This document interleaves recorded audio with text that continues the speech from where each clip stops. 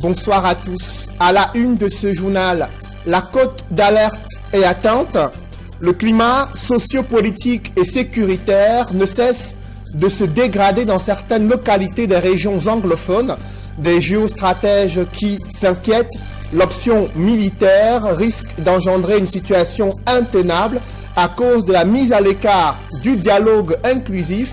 Malgré ces inquiétudes face à ce drame humanitaire vécu dans les régions anglophones, des jeunes amis de Popol et le gouvernement ont célébré avec faste les 85 ans du chef de l'État en son absence à Yaoundé. Cet anniversaire a suscité un tollé de réactions sur la toile, vous le verrez dans ce journal. Elle fait preuve de résilience et d'adaptation. C'est la radio à l'ère du numérique. Bien de personnes avaient programmé la mort de la radio à l'occasion de la journée mondiale de ce média. Vous verrez dans ce journal comment des journalistes et techniciens utilisent les nouvelles technologies et les nouveaux autoroutes de l'information pour s'adapter et conserver un audimat toujours aussi important.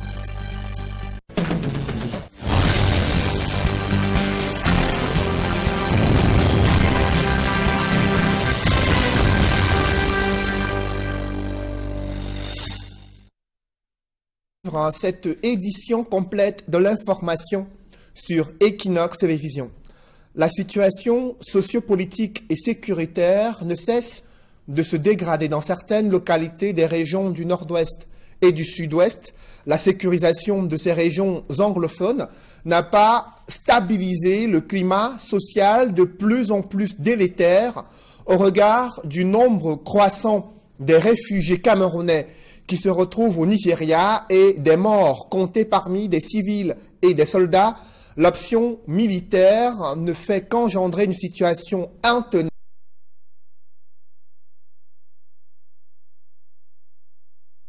Inquiétantes.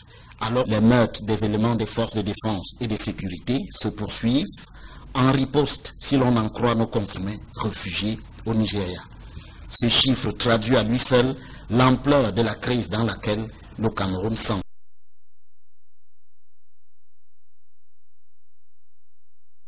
Ne brille pas par sa cohérence dans les réponses à cette crise. S'il professe être pour le dialogue, on n'en voit pas le début du commencement. Après avoir mis à contribution le Premier ministre et les élites anglophones, c'est désormais à la Commission pour la promotion du bilinguisme et du multiculturalisme que le président de la République semble confier la mission de solutionner cette crise. Une option qui, comme depuis le début de cette crise, écarte les questions politiques dont la trame sous-tend pourtant toutes les revendications qu'on y entend. En outre, la réponse en coup de massue pour neutraliser les adeptes de la sécession, à savoir la décentralisation, tarde à venir. Comme vient de le confirmer la convocation des sénatoriales sans faire allusion au régional. C'est ici que la grandeur des hommes d'État est convoquée. S'ils ont le devoir de veiller à l'intégrité du territoire qu'ils dirigent, y compris en recourant aux rigueurs de la loi, ils doivent aussi se montrer ouverts au dialogue, parce que la force ne peut s'imposer indéfiniment si elle ne se transforme en obéissance de la part de ceux à qui elle doit s'appliquer. Malgré ces heures troubles de la vie nationale et ce drame humanitaire vécu à la frontière entre le Cameroun et le Nigeria, à la suite de ces exactions des assaillants séparatistes qui affrontent l'armée camerounaise, des jeunes baptisés dans un mouvement appelé les Amis de Popol et des membres du gouvernement ont ignoré ce drame humanitaire pour célébrer avec faste les 85 ans de Paul Biya à Yaoundé, un anniversaire qui a suscité un tollé de réactions sur la toile, des clichés qui ont été sélectionnés par Donald Brice Kamgan dans ce reportage. Joyeux anniversaire président, la phrase est en vedette sur la toile. Des citoyens anonymes aux personnages politiques, le 85e anniversaire du président de la République a suscité diverses réactions. Si cet internaute demande un peu ironique où est partagé le gâteau de circonstances, cet autre compare la vie politique du chef de l'État à celle du Sud-Africain Jacob Zuma. L'un est sommé de quitter le pouvoir une dizaine d'années seulement après son accession à la magistrature suprême, alors que l'autre exerce depuis 35 ans sans sérieuse embûche. Une chance, croit-il savoir. Certains se sont contentés par contre de retracer presque de façon exhaustive la trajectoire du fils de Vomeka de 1962 lorsque Paul Biya est nommé à 29 ans, ministre chargé des missions à la présidence de la République, à son accession à la magistrature suprême le 6 novembre 1982 après la démission d'Amadou Ahidjo. Il est difficile de dire encore à quelqu'un qui a tout donné, qui a fait près de 60 ans de haute administration, de chercher encore 7 ans de plus à vouloir, n'est-ce pas, chercher. Non, vraiment qu'on laisse le papier se reposer de façon tranquille et que nous, la jeunesse que nous représentons aujourd'hui, la force que nous avons, mouvement 11 millions univers, de prendre la relève et de montrer de quoi nous sommes capables. Né le 13 février 1933 à Vomeka dans la région du Sud, Paul Barthélémy Biya est issu d'une famille catholique. Son éducation en prend fortement les couleurs. Et cet anniversaire du chef de l'État a été célébré par un groupe de jeunes baptisés les Amis de Popol en l'absence du président de la République à Yaoundé. Ils sont à bout d'un bras de fer engagé depuis plusieurs mois avec la communauté urbaine de Douala. Il s'agit des délégués du personnel suspendus depuis plusieurs mois. Ils viennent d'entamer une grève de la faim pour attirer l'attention sur leurs problèmes. Ils avaient manifesté pour revendiquer leurs droits. Ensuite, ils ont été suspendus malgré les injonctions du ministre du Travail et de la Sécurité sociale. La communauté urbaine a refusé de les réhabiliter. L'affaire est portée en justice, mais les concernés souffrent dans leur chair. Ils ont tenu à entamer cette action de grève de la faim pour manifester et réclamer leur réhabilitation au sein de cette institution. Des précisions avec Innocent Abega et Gladys Sidi. Après moult tractations et médiations, après une première grève de la faim annoncée au mois d'octobre dernier, puis reportée, les délégués du personnel grévistes suspendus de la communauté urbaine de Douala viennent d'entamer une grève de la faim illimitée pour réclamer leur intégration, le paiement de 11 mois de salaire et autres indemnisations. Nous avons entrepris une kyrielle de médiation parce qu'après le 10 avril, nous avons adressé un recours préalable à monsieur le délégué du gouvernement qui est resté lettre morte. Nous avons adressé un recours de tutelle à monsieur le préfet. Nous avons écrit une panoplie de correspondances, même au Minat, à la primature. Nous sommes allés rencontrer le cardinal Christian Toumi qui a reçu monsieur le délégué du gouvernement le même jour que nous. Mais rien n'a bougé jusqu'à présent. 11 mois que leur calvaire dure après leur suspension en tant qu'employés de la communauté urbaine de Douala. Les 10 délégués du personnel ont aujourd'hui du mal à déterminer leur statut au sein de la structure qui les employait il y a peu. J'avoue que notre statut est une véritable nébuleuse parce que suspendu après 11 mois, nous ne sommes pas encore servis de l'aide de licenciement. Donc nous ne sommes ni salariés, ni licenciés, ni employés. Donc c'est une véritable nébuleuse. C'est une grande curiosité parce que sur le plan légal, la suspension d'un employé est déterminée par une durée qui est d'un mois, peut-être renouvelable. Donc à ce moment rendu à 11 mois, nous ne savons pas quel est notre statut exact en ce moment. Personnellement, mon bureau, je n'y ai pas accès, j'ai des effets personnels. Les actes, même mon acte de mariage, se trouve dans mon bureau. Les grévistes entendent poursuivre leur mouvement jusqu'à ce qu'une solution soit trouvée à leurs problèmes. Sans salaire depuis 11 mois, leur situation et celle de leur famille ne cessent de se dégrader au fil des jours. La plupart d'entre nous sont en location. Beaucoup sont dans des brigades de gendarmerie et même dans les commissariats de police. Beaucoup n'arrivent pas à faire soigner leurs enfants. Les enfants ne sont pas scolarisés. Nous-mêmes, nous avons des grands malades parmi nous. Donc nous sommes ici pour que nous interpellions avec force et véhémence l'ensemble de l'opinion nationale et internationale. Il faut qu'on nous rétablisse dans nos droits et nous allons rester ici. Progressivement, nos familles vont nous rejoindre si rien ne bouge. Contacté, le délégué du gouvernement auprès de la communauté urbaine de Douala a tant que l'affaire est encore pendante devant le tribunal.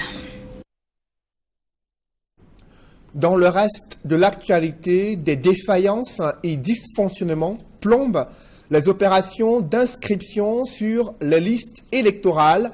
La société civile pointe du doigt la vétusté du matériel utilisé. Du coup, L'enrôlement des électeurs avance à un rythme insatisfaisant selon la société civile. Elle a tenu à quelques semaines des échéances électorales interpellé le gouvernement sur l'enjeu de l'adoption d'un code électoral plus crédible. Des précisions avec Warren Zede et Flavien Dongo. Le processus d'inscription sur les listes électorales au Cameroun est plombé par le mauvais état des kits disponibles dans certaines antennes de l'ECAM. Que ça fait quand même plusieurs années, 5-6 ans que ces kits existent, n'arrive plus à être opérationnel. C'est devenu lent, ça plante tout le temps, et ça c'est déjà un problème. L'autre problème c'est que même ces machines qui plantent tout le temps sont insuffisantes pour pouvoir, n'est-ce pas, régler le problème des Camerounais en termes d'inscription. Le membre du comité de pilotage du projet, suivi, informer et mobiliser les jeunes, dit avoir mené une enquête dans plusieurs arrondissements de la République. Au 26 janvier 2018, il est quand même inscrit à peu près 37 000 personnes. Nous avons extrapolé en disant, bon voilà, ils peuvent inscrire tous les mois 50 000 personnes. Si vous faites la projection sur les 5 mois à venir, avant la convocation du corps électoral, ce sont même 60 000 personnes par mois, ne va jamais inscrire 1 million de personnes. Pourquoi? Parce que matériellement, ils n'ont pas les moyens de le faire. C'est de ça qu'il s'agit. Qui doivent être mis à la disposition de l'ECAM ne le sont pas. Et donc du coup, l'ECAM se trouve face à un obstacle majeur qui est l'incapacité matérielle pour assurer sa mission. Après avoir relevé les manquements du code électoral en vigueur au Cameroun, vient de soumettre une compile de propositions issues des réflexions des acteurs sociopolitiques permettant d'avoir des élections crédibles. Nous avons recruté des consultants qui se sont assis, qui sont partis de ces documents de base pour élaborer un code électoral consensuel, alors qui prend en compte toutes les propositions qui viennent des partis politiques d'opposition, qui viennent des organisations de la société. Nous sommes en ce moment en train de faire un plaidoyer. Alors ce document, comme je l'ai dit tantôt, se retrouve déjà à tous les niveaux.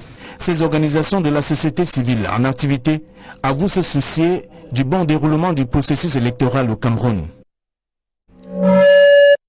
Il a démontré sa capacité de résilience et d'adaptation à l'ère du numérique. D'aucuns avaient déjà programmé la mort de la radio.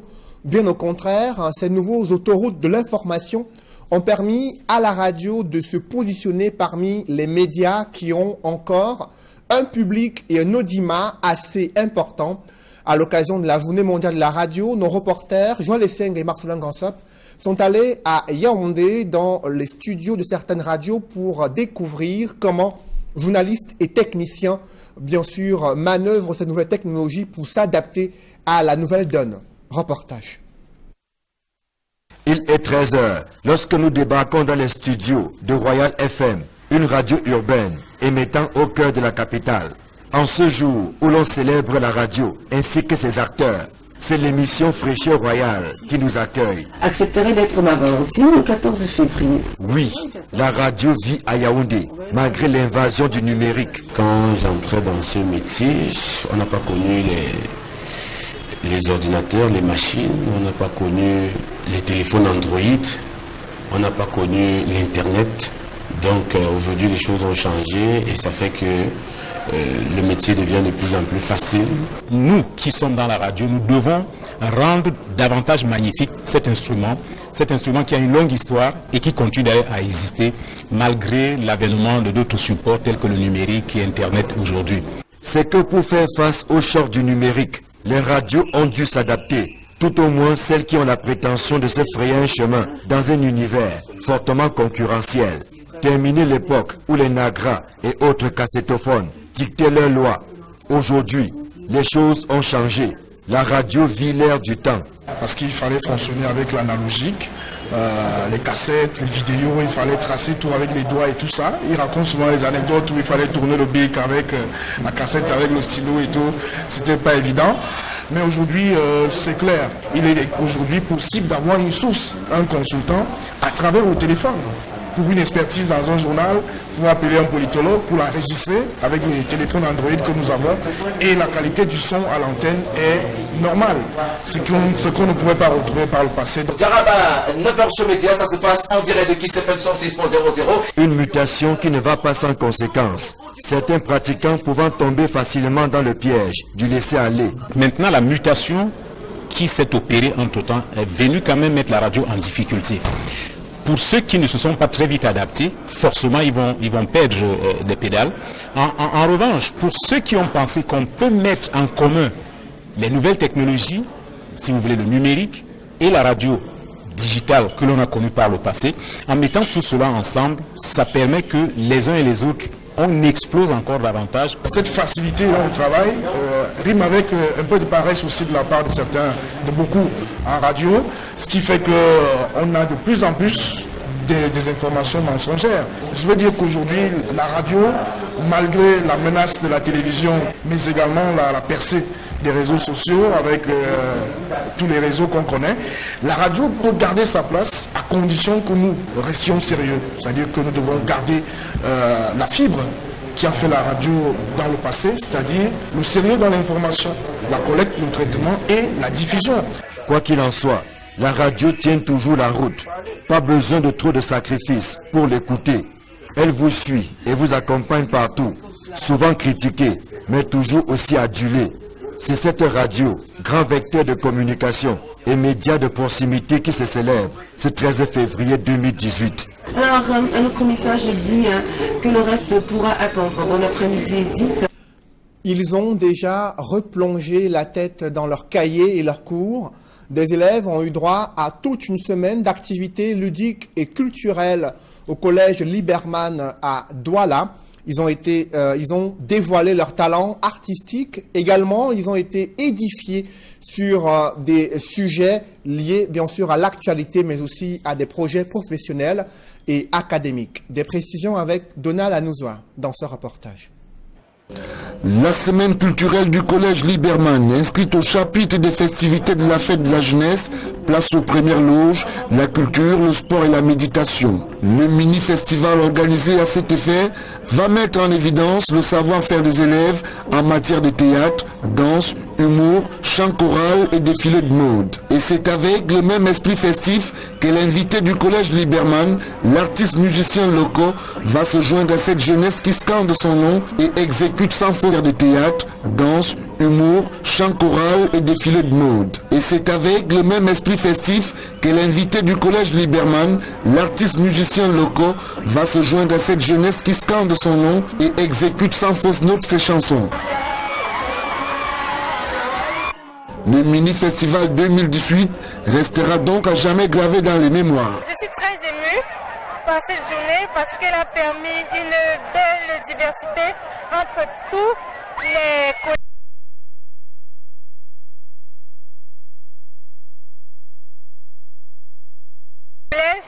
L'effet marquant, ça c'est évident, le passage de locaux. Le père John de Baptiste Agné va servir à l'assistance le sens spirituel de ces festivités. Au cours de la préparation de cet événement, de cette journée, nous avons encouragé les élèves à participer à la messe et à diminuer l'engouement pour la nourriture et la danse. Nous apprenons à nos élèves à rendre grâce à Dieu en faisant l'action de rendre grâce à Dieu. Nous venons devant Dieu pour dire merci.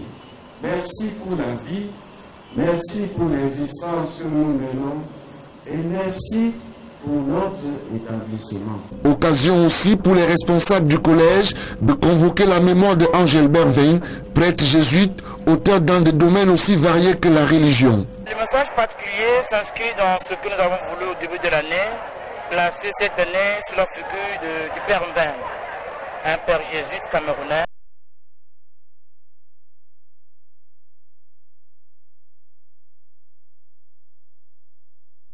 De cet homme et véhiculer les valeurs de cet homme à nos élèves. La messe lui sous fond d'action de l'État. En son absence à Yaoundé, cet anniversaire a suscité un tollé de réactions sur la toile. Vous le verrez dans ce journal. Elle fait preuve de résilience et d'adaptation. C'est la radio à l'ère du numérique. Bien de personnes avaient prédit, avaient programmé la mort de la radio. À l'occasion de la journée mondiale de ce média, vous verrez dans ce journal comment des journalistes et techniciens utilisent les nouvelles technologies et les nouveaux autoroutes de l'information pour s'adapter et conserver un audimat toujours aussi important.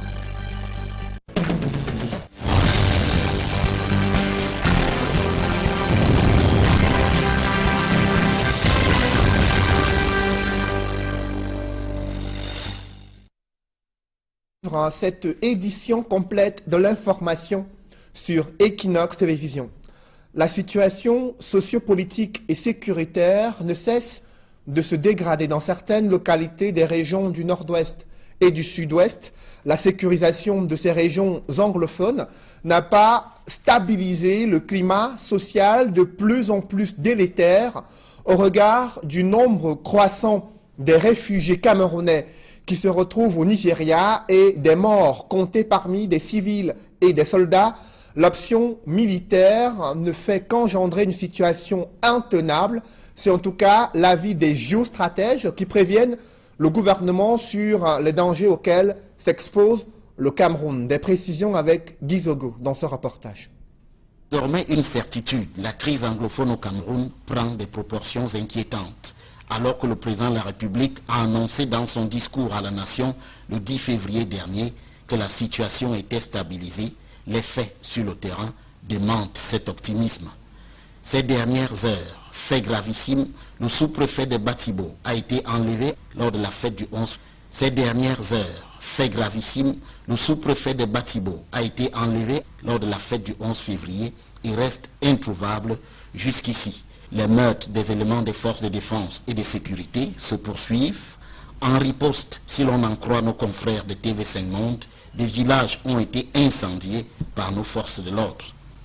À l'heure qu'il est, il en découle que 33 000 Camerounais, selon un décompte du HCR, sont désormais réfugiés au Nigeria. Ce chiffre traduit à lui seul l'ampleur de la crise dans laquelle le Cameroun s'enfonce avec la question anglophone. Dès lors, il est fort regrettable que le gouvernement ne brille pas par sa cohérence dans les réponses à cette crise. S'il professe être pour le dialogue, on n'en voit pas le début du commencement. Après avoir mis à contribution le Premier ministre et les élites anglophones, c'est désormais à la Commission pour la promotion du bilinguisme et du multiculturalisme que le président de la République semble confier la mission de solutionner cette crise. Une option qui, comme depuis le début de cette crise, écarte les questions politiques dont la trame sous-tend pourtant toutes les revendications qu'on y entend. En outre, la réponse en coup de massue pour neutraliser les adeptes de la sécession, à savoir la décentralisation, tarde à venir. Comme vient de le confirmer la convocation des sénatoriales sans faire allusion au régional. C'est ici que la grandeur des hommes d'État est convoquée. S'ils ont le devoir de veiller à l'intégrité du territoire qu'ils dirigent, y compris en recourant aux rigueurs de la loi, ils doivent aussi se montrer ouverts au dialogue, parce que la force ne peut s'imposer indéfiniment si elle ne se transforme en obéissance de la part de ceux à qui elle doit s'appliquer. Malgré ces heures troubles de la vie nationale et ce drame humanitaire vécu à la fin, ces heures troubles de la vie nationale et ce drame humanitaire vécu à la frontière entre le Cameroun et le Nigeria à la suite de ces exactions des assaillants séparatistes qui affrontent l'armée camerounaise, des jeunes baptisés dans un mouvement appelé les Amis de Popol et des membres du gouvernement ont ignoré ce drame humanitaire pour célébrer avec faste les 85 ans de Paul Biya à Yaoundé, un anniversaire qui a suscité un tollé de réactions sur la toile, des clichés qui ont été sélectionnés par Donald Brice Kamgan dans ce reportage. Joyeux anniversaire président, la phrase est en vedette sur la toile. Des citoyens anonymes aux personnages politiques, le 85e anniversaire du président de la République a suscité diverses réactions. Si cet internaute demande un peu ironique où est partagé le gâteau de circonstances, cet autre compare la vie politique du chef de l'État à celle du Sud-Africain Jacob Zuma. L'un est sommé de quitter le pouvoir une dizaine d'années seulement après son accession à la magistrature suprême, alors que l'autre exerce depuis 35 ans sans sérieuse embûche. Une chance, croit-il savoir. Certains se sont contentés par contre de retracer presque de façon exhaustive la trajectoire du fils de Vomeka de 1962 lorsque Paul Biya est nommé à 29 ans, ministre chargé des missions à la présidence de la République, à son accession à la magistrature suprême le 6 novembre 1982, après la démission d'Amadou Ahidjo. Il est difficile de dire encore à quelqu'un qui a tout donné, qui a fait près de 60 ans de haute administration, de chercher encore 7 ans de plus à vouloir, n'est-ce pas, chercher. Non, vraiment qu'on laisse le papier se reposer de façon tranquille et que nous, la jeunesse que nous représentons aujourd'hui, la force que nous avons au mouvement 11 millions univers, de prendre la relève et de montrer de quoi nous sommes capables. Né le 13 février 1933 à Vomeka dans la région du Sud, Paul Barthélémy Biya est issu d'une famille catholique. Son éducation emprunte la région du Sud.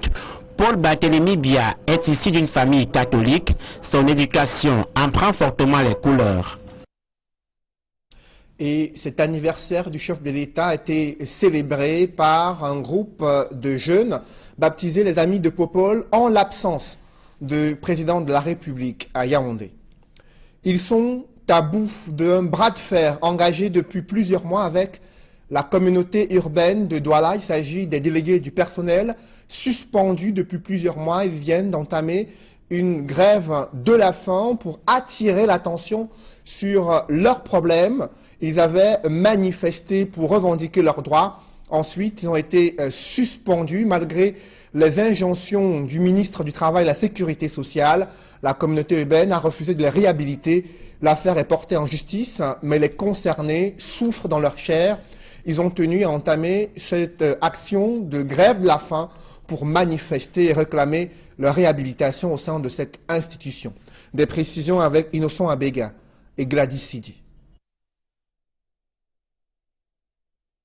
Après moult tractations et médiations, après une première grève de la faim annoncée au mois d'octobre dernier, puis reportée, les délégués du personnel grévistes suspendus de la communauté urbaine de Douala viennent d'entamer une grève de la faim illimitée pour réclamer leur intégration, le paiement de 11 mois de salaire et autres indemnisations. Nous avons entrepris une kyrielle de médiation parce qu'après le 10 avril, nous avons adressé un recours préalable à monsieur le délégué du gouvernement qui est resté lettre morte. Nous avons adressé un recours de tutelle à monsieur le préfet. Nous avons écrit une panoplie de correspondances, même au MINAT, à la primature. Nous sommes allés rencontrer le cardinal Christian Toumi qui a reçu monsieur le délégué du gouvernement le même jour que nous. Mais rien n'a bougé jusqu'à présent. 11 mois que leur calvaire dure après leur suspension en tant qu'employés de la... Rien n'a bougé jusqu'à présent. 11 mois que leur calvaire dure après leur suspension en tant qu'employés de la communauté urbaine de Douala. Les 10 délégués du personnel ont aujourd'hui du mal à déterminer leur statut au sein de la structure qui les employait il y a peu. J'avoue que notre statut est une véritable nébuleuse parce que suspendu après 11 mois, nous ne sommes pas encore servis de l'aide de licenciement. Donc nous ne sommes ni salariés, ni licenciés, ni employés. Donc c'est une véritable nébuleuse. C'est une grande curiosité parce que sur le plan légal, la suspension d'un employé est déterminée par une durée qui est d'1 mois, peut-être renouvelable. Donc à ce moment rendu à 11 mois, nous ne savons pas quel est notre statut exact en ce moment. Personnellement, mon bureau, je n'y ai pas accès, j'ai des effets personnels. Les actes, même mon acte de mariage, se trouve dans mon bureau. Les grévistes entendent poursuivre leur mouvement jusqu'à ce qu'une solution soit trouvée à leurs problèmes. Sans salaire depuis 11 mois, leur situation et celle de leur famille ne cessent de se dégrader au fil des jours. La plupart d'entre nous sont en location. Beaucoup sont dans des brigades de gendarmerie et même dans les commissariats de police. Beaucoup n'arrivent pas à faire soigner leurs enfants. Les enfants ne sont pas scolarisés.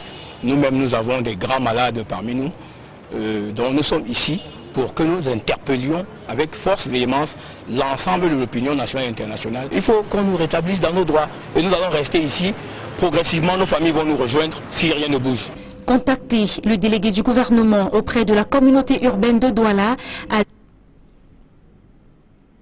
tant que l'affaire est encore pendante devant le tribunal.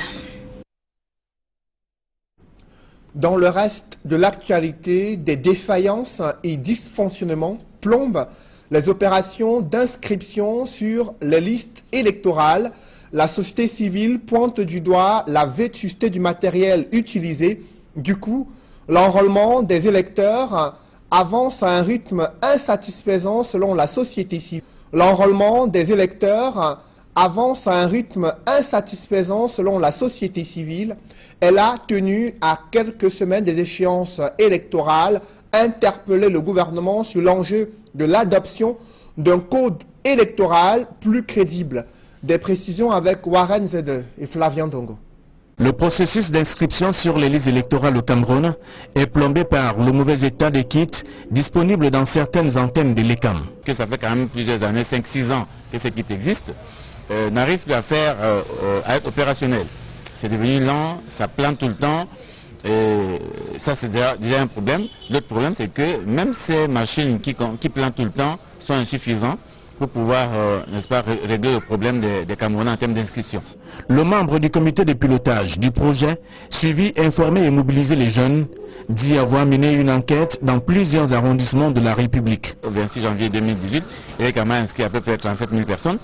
Nous avons extrapolé en disant, bon voilà, ils peuvent inscrire tous les mois 50 000 personnes. Si vous faites la projection sur les 5 mois à venir, avant la convocation du corps électoral, c'est même 60 000 personnes par mois, ne va jamais inscrire 1 million de personnes. Pourquoi? Parce que matériellement, ils n'ont pas les moyens de le faire. C'est de ça qu'il s'agit. Par ailleurs, le coordonnateur de l'ONG Un Monde à Venir pense que l'ECAM est une coquille vide, manipulée par des décideurs qui refusent de lui fournir des moyens pour réaliser ses missions. Les moyens qui doivent être mis à la disposition de l'ECAM ne le sont pas. Et donc du coup, l'ECAM se trouve face à un obstacle majeur qui est l'incapacité matérielle pour assurer sa mission. Dans la même logique, le mouvement Dynamique Citoyenne, après avoir relevé les manquements du code électoral en vigueur au Cameroun, vient de soumettre une compile de propositions issues des réflexions des acteurs sociopolitiques permettant d'avoir des élections crédibles. Nous avons recruté des consultants qui se sont assis, qui sont partis de ces documents de base pour élaborer un code électoral consensuel, qui sont partis de ces documents de base pour élaborer un code électoral consensuel, alors qui prend en compte toutes les propositions qui viennent des partis politiques d'opposition, qui viennent des organisations de la société. Nous sommes en ce moment en train de faire un plaidoyer. Alors ce document, comme je l'ai dit tantôt, se retrouve déjà à tous les niveaux. Ces organisations de la société civile en activité avouent se soucier du bon déroulement du processus électoral au Cameroun. A démontré sa capacité de résilience et d'adaptation à l'ère du numérique. D'aucuns avaient déjà programmé la mort de la radio. Bien au contraire, ces nouveaux autoroutes de l'information ont permis à la radio de se positionner parmi les médias qui ont encore un public et un audimat assez important. À l'occasion de la Journée mondiale de la radio, nos reporters, Joël Esseng et Marcelin Gansop, sont allés à Yaoundé dans les studios de certaines radios pour découvrir comment journalistes et techniciens, bien sûr, manœuvrent ces nouvelles technologies pour s'adapter à la nouvelle donne. Reportage. Il est 13 h lorsque nous débarquons dans les studios de Royal FM, une radio urbaine émettant au cœur de la capitale. En ce jour où l'on célèbre la radio ainsi que ses acteurs, c'est l'émission Fraîcheur Royale qui nous accueille. Accepterait d'être ma Valentine le 14 février. Oui, la radio vit à Yaoundé, malgré l'invasion du numérique. Quand j'entrais dans ce métier, on n'a pas connu les ordinateurs, les machines, on n'a pas connu les téléphones Android, on n'a pas connu l'Internet. Donc aujourd'hui les choses ont changé et ça fait que le métier devient de plus en plus facile. Nous qui sommes dans la radio, nous devons rendre davantage magnifique cet instrument qui a une longue histoire et qui continue à exister malgré l'avènement de d'autres supports tels que le numérique et Internet aujourd'hui. Longue histoire et qui continue à exister malgré l'avènement de d'autres supports tels que le numérique et Internet aujourd'hui. C'est que pour faire face au choc du numérique, les radios ont dû s'adapter. Tout au moins celles qui ont la prétention de se frayer un chemin dans un univers fortement concurrentiel. Terminer l'époque où les nagras et autres cassettophones dictaient leurs lois. Aujourd'hui, les choses ont changé. La radio vit l'ère du temps. Parce qu'il fallait fonctionner avec l'analogique, les cassettes, les vidéos, il fallait tracer tout avec les doigts et tout ça. Il raconte souvent les anecdotes où il fallait tourner le bic avec la cassette, avec le stylo et tout. C'était pas évident. Mais aujourd'hui, c'est clair. Il est aujourd'hui possible d'avoir une source, un consultant, à travers le téléphone. Pour une expertise dans un journal, pour appeler un politologue, pour l'enregistrer avec les téléphones Android que nous avons. Et la qualité du son à l'antenne est normale. Ce qu'on ne pouvait pas retrouver par le passé. Diaraba, 9h sur Média, ça se passe en direct de Kiss FM 106.00. Une mutation qui ne va pas sans conséquence. Certains pratiquants pouvant tomber facilement dans le piège du laisser-aller. Maintenant, la mutation qui s'est opérée entre-temps est venue quand même mettre la radio en difficulté. Pour ceux qui ne se sont pas très vite adaptés, forcément ils vont perdre des pédales. En revanche, pour ceux qui ont pensé qu'on peut mettre en commun les nouvelles technologies, si vous voulez le numérique, et la radio digitale que l'on a connue par le passé, en mettant tout cela ensemble, ça permet que les uns et les autres, on explose encore davantage. Cette facilité-là au travail rime avec un peu de paresse aussi de la part de certains, de beaucoup en radio, ce qui fait qu'on a de plus en plus des informations mensongères. Je veux dire qu'aujourd'hui, la radio, malgré la menace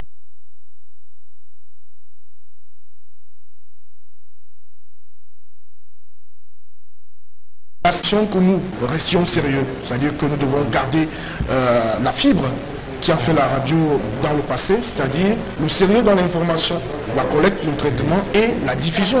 Quoi qu'il en soit, la radio tient toujours la route. Pas besoin de trop de sacrifices pour l'écouter. Elle vous suit et vous accompagne partout, souvent critiquée, mais toujours aussi adulée. C'est cette radio, grand vecteur de communication et média de proximité qui se célèbre ce 13 février 2018. Alors, un autre message dit que le reste pourra attendre. Bon après-midi, Edith. Ils ont déjà replongé la tête dans leurs cahiers et leurs cours. Des élèves ont eu droit à toute une semaine d'activités ludiques et culturelles au collège Liberman à Douala.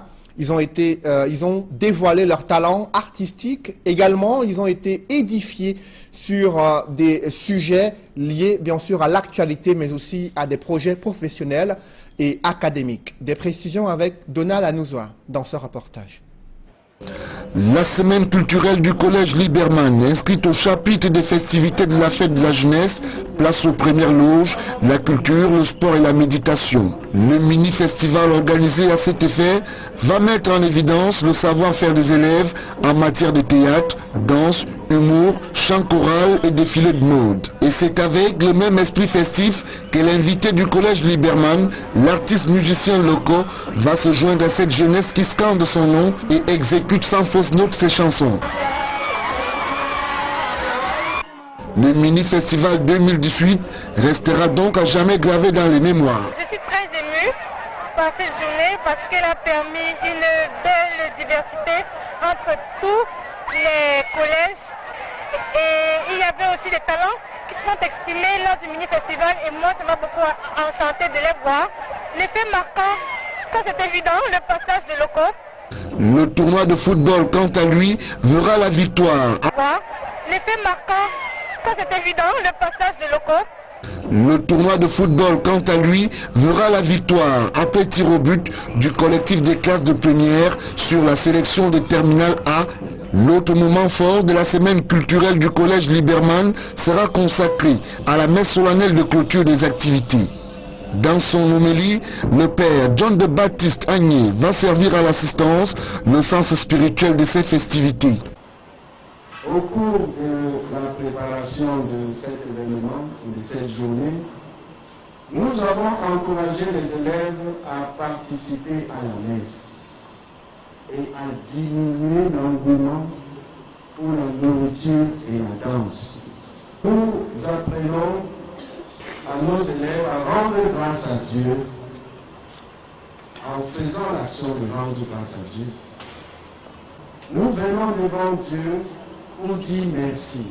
Merci pour la vie, merci pour l'existence que nous menons et merci pour notre établissement. Occasion aussi pour les responsables du collège de convoquer la mémoire de Angelbert Vein, prêtre jésuite, auteur dans des domaines aussi variés que la religion. Le message particulier s'inscrit dans ce que nous avons voulu au début de l'année, placer cette année sous la figure du Père Vein, un père jésuite camerounais, un homme de culture, un homme de prière, un intellectuel. Nous voulons placer justement cette année sous la figure de cet homme et véhiculer les valeurs de cet homme à nos élèves. La messe lui souffle. Vous êtes avocat au barreau du Cameroun, docteur en droit. Vous êtes également un spécialiste des questions de sécurité et vous avez appris, comme tous les Camerounais, 3 gendarmes ont été froidement assassinés, selon les mots du ministre délégué à la présidence de la République chargé de la Défense, assassinés dans la région du Sud-Ouest. Et lors de la même journée du 11 février, une autorité administrative, sous-préfet de Batibo, est enlevée dans le Nord-Ouest. 72 heures après, aucune nouvelle. Les recherches qui se poursuivent. Comment comprendre cette nouvelle étape sur le théâtre de cette crise anglophone? Monsieur Noufele, ce n'est pas une nouvelle étape. C'est la mise en place d'une stratégie qui reste cohérente. Ce que je fais, ce que je suis en train de faire, j'explique, mais je ne justifie pas. La stratégie de ces groupes que l'on qualifie de terroristes, de sécessionnistes, consiste à développer ce que nous appelons la recherche du centre de gravité. Alors, à l'observance, on se rend compte que leur stratégie est celle du centre de gravité. Cela veut dire quoi? Dans des combats comme cela, dans des affrontements comme cela, quand on se met à rechercher ce qui est important, ce qui représente la force de l'adversaire, et on s'en prend à cette force pour mieux fragiliser l'adversaire. Alors, le centre de gravité du pouvoir, tourne autour de 2 pôles. Lesquels? Le pouvoir administratif, représenté par les autorités administratives, que sont les gouverneurs, les préfets et les sous-préfets, et les forces de défense. Parce que sans force de défense, ces autorités administratives ne sont absolument rien. Ils deviennent des simples civils. Leur protection est assurée par les forces de défense et de sécurité. Donc, en s'en prenant à ces 2 corps, ces mouvements insurrectionnels développent donc la stratégie du centre de gravité. Justement, quel est l'objectif derrière ces cibles que sont les autorités administratives et les gendarmes? Quels sont les objectifs recherchés par ces assaillants qui ne ciblent que les autorités administratives, comme on a vu il y a quelques jours, et les gendarmes depuis plusieurs mois? La finalité, c'est quoi? C'est d'aboutir à la stratégie du vide. La stratégie du vide, autre stratégie appliquée par ces assaillants, c'est d'attaquer en des lieux différents et de manière sporadique, un peu comme des piqûres d'épingle. Alors, ils choisissent des cibles qu'ils attaquent, des pics, comme des formes de pics irritantes et dommageables. Et la conséquence, c'est de provoquer le stress, c'est de provoquer une réaction qui peut être soit la peur, soit la colère. La peur consisterait ici à décourager les fonctionnaires ou les autorités administratives plus précisément, travaillant dans ces zones, ou ceux qui seraient appelés à travailler dans ces zones, soit à fuir, soit à refuser d'y aller. Et en ce qui concerne les forces de défense, c'est de créer en eux la peur. Et vous savez, dans la peur, il y a une autre conséquence pour les forces de défense. C'est d'entraîner des réactions émotionnelles fortes. Et la réaction émotionnelle forte, c'est cette peur qui peut conduire à des violences incontrôlées. Parce que lorsque vous vous retrouvez dans une zone où vous ne savez pas de quel côté viendra l'ennemi, vous êtes pris de panique. Lorsqu'au même moment, on vous apprend que certaines de votre tombent ça et là. Comme l'État ne peut pas mettre de foule, des troupes à tous les endroits, au même moment, alors nous nous demandons où est-ce que cela va aboutir. Si donc les autorités administratives ont peur ou sont victimes de stress, les forces de défense sont victimes de stress, c'est là où c'est le volet de la guerre psychologique que ces assaillants sont en train de mener contre nos forces de défense, alors la conséquence serait de provoquer non plus un déplacement des populations, mais de ces autorités de forces de défense et laisser un territoire vide, un territoire non contrôlé ou non contrôlable par l'autorité publique. Précisons que le ministre... Et c'est ce qu'on appelle les zones grises. Justement, une zone où l'État n'a plus la maîtrise de la gestion du territoire. Précisons que le ministre de la Défense à ce sujet a précisé, le ministre de la Défense, Joseph Betty Assoman, que les soldats camerounais vont continuer à veiller à préserver l'intégrité du territoire camerounais, mais cette multiplication des assassinats des gendarmes inquiète l'opinion nationale et des observateurs avertis estiment que l'option militaire ne saurait être la solution idoine à cette crise qui prend de l'ampleur chaque jour dans certaines localités. Que pensez-vous de cette analyse? Mais vous avez déjà fait l'analyse. Votre analyse est juste. Cette analyse est juste parce que la guerre ne peut pas résoudre ce problème. Vous savez, ce qui rend cette guerre, entre guillemets, assez complexe, c'est que les populations sont du côté des assaillants. Parce que, vous voyez, dans certains pays, certains États ont développé une stratégie de contre-offensive qui se retournait contre l'État. C'est même par là où est né le groupe Al-Qaïda. C'est-à-dire que à partir de la population, on forme des hommes de guerre, on forme des soldats, bref, on forme des guerriers, appelons-les ainsi, qui vont utiliser les mêmes méthodes que les assaillants pour les combattre. Mais parfois, ces forces deviennent incontrôlables. Et ils deviennent incontrôlables parce que, ayant pris le pouvoir par la possession d'une arme, ayant mesuré ce que peut conférer la possession d'une arme, c'est-à-dire le pouvoir, aller racketter les populations, aller violer les femmes, ils se sentent investis de nouveaux pouvoirs qu'ils ne sont plus prêts à abandonner. D'où un nouveau combat qui consisterait à les désarmer, en tout cas à les faire sortir de la brousse, ce qui n'est pas facile. Donc pour ma part, et là je suis au niveau de la dernière stratégie qui nous reste à adopter, c'est la stratégie de la recherche de la paix, de la construction de la paix. Mais le chef de l'État a dit qu'il est un mendiant de la paix lorsqu'il était à une assemblée générale de l'ONU à New York. Et lors de son discours à la jeunesse, il a indiqué que la commission du bilinguisme va s'attaquer très rapidement au cœur du problème concernant cette crise anglophone.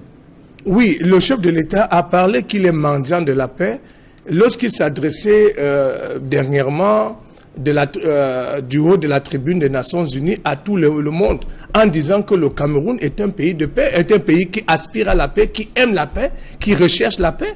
On l'a vu, le Cameroun n'a jamais voulu développer une stratégie belliqueuse par rapport à ses voisins. Le Cameroun a été une terre d'accueil, je peux dire une terre d'accueil quasi permanente de tous les réfugiés des pays limitrophes. Les réfugiés tchadiens ont été sur le sol camerounais. Des réfugiés nigérians ont été accueillis sur le territoire camerounais. Des réfugiés centrafricains ont été recasés, logés, entretenus sur le sol camerounais. Même à une certaine époque, certains réfugiés de Guinée équatoriale avaient trouvé asile au Cameroun. Donc le Cameroun est au centre, comme un centre de gravité des pays d'Afrique centrale et se retrouve a toujours été un havre de paix. Malheureusement, cette mendicité de la paix, nous le constatons pour le déplorer, est dirigée beaucoup plus dans les relations internationales du Cameroun, c'est-à-dire des relations interétatiques. Mais sur le plan interne, nous nous rendons compte que le Cameroun n'est pas un mendiant de la paix, mais le Cameroun est plutôt un... de le dire. Mais ce qui nous permet de le dire, c'est cette forme, c'est cette volonté, c'est cette manière de vouloir résoudre toujours par la violence les crises sociales. Lorsque des partis politiques veulent se réunir, il y a interdiction. Quand ils se réunissent quand même, ils sont chassés par les forces de défense. L'élément déclencheur de cette crise, c'était quoi? C'était des étudiants qui venaient exprimer leur ras-le-bol de constater que ce que le chef de l'État leur avait promis n'a pas été fait. Et au départ, vous avez vu comment ces enfants ont été traités, comment ils ont été maltraités. C'était horrible. C'est un souvenir que je garderai toute ma vie, de ces enfants qui ont été torturés. Donc on se demande si le Cameroun, devant certaines situations, ne pratique pas 2 poids 2 mesures. Donc le Cameroun n'est pas un mendiant de la paix lorsqu'il s'agit des questions de crise sociale, mais se trouve plutôt être un catalyseur de violence. Est-ce que le premier auteur peut s'attaquer au cœur du problème? Non, le problème n'est pas celui du bilinguisme ou du vivre ensemble. Les Camerounais ont toujours vécu ensemble. Ils ont toujours plutôt bien vécu. Il s'est avéré simplement que le pouvoir en place a pris l'habitude d'envoyer dans des zones anglophones des gens qui n'avaient pas la culture anglo-saxonne qui consiste à respecter son prochain. Je vais vous prendre très rapidement un exemple. J'étais dans le bureau de certains magistrats, j'ai entendu un auditeur de justice, il n'est pas encore magistrat, dit le pouvoir.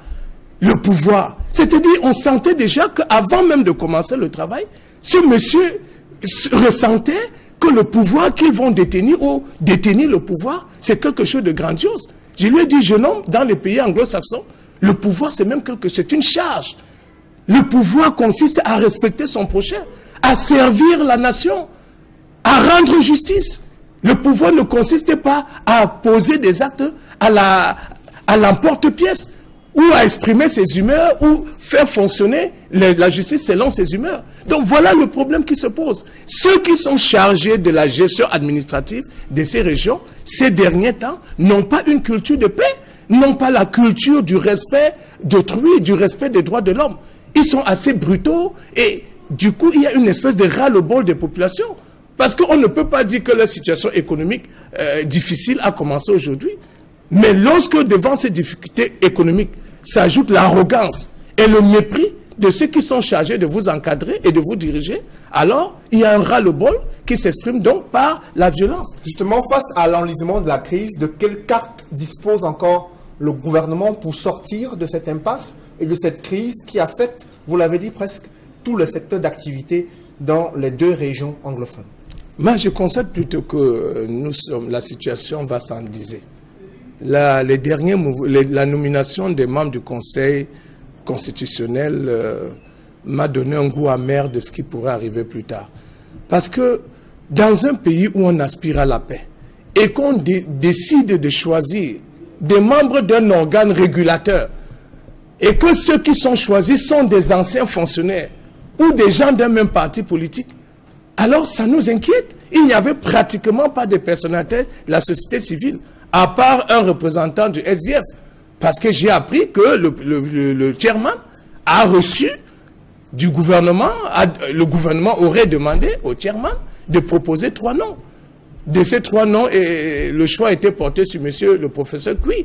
Donc à part cet homme qui n'est pas véritablement de la société civile pour moi, parce que ce n'est pas un acteur majeur dans la vie pratique, qui ne s'est pas illustré par la défense des droits de l'homme ou d'un intérêt très particulier pour la chose publique.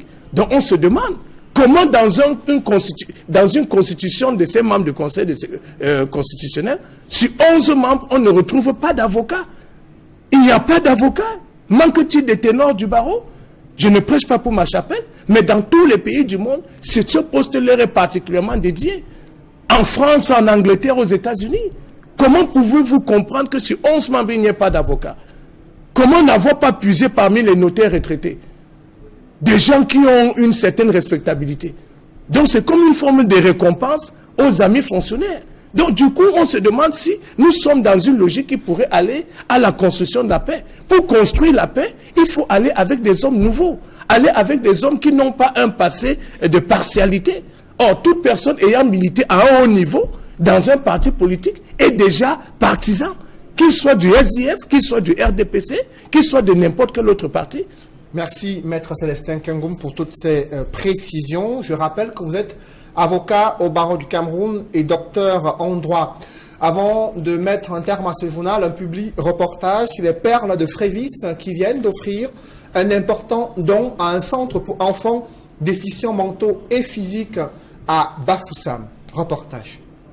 Vendredi 9 février 2018, veille de la fête nationale de la jeunesse, la Fondation Les Perles de Frévis est une fois encore aux côtés des jeunes de la maison Saint-Damien et Camille de Bafoussam. Un centre spécialisé dans l'encadrement et l'insertion des enfants déficients mentaux et physiques. Je dis encore grandement merci à la Fondation Les Perles et de Frévis.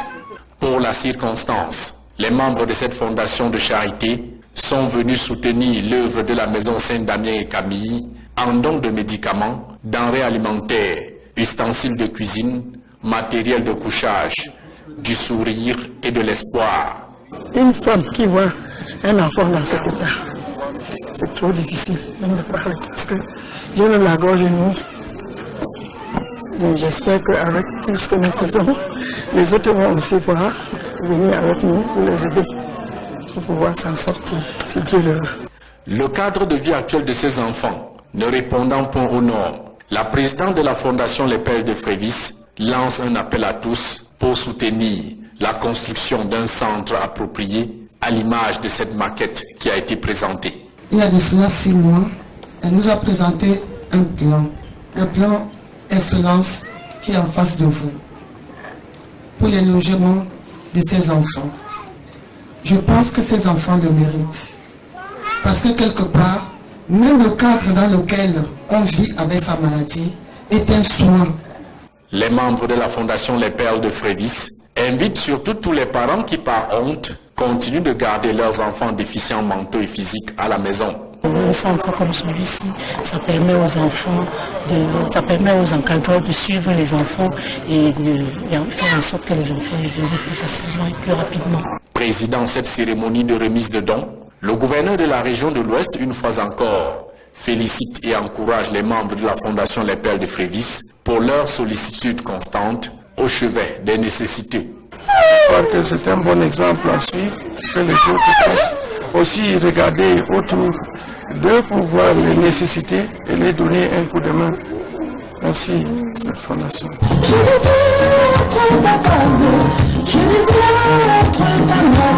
Fort contents de la présence de ces hôtes de marque venus leur apporter de la chaleur et la joie, les pensionnaires de la maison Saint-Damien et Camille de Bafoussam ont chanté la main sur le cœur pour dire merci à la Fondation Les Perles de Frévis.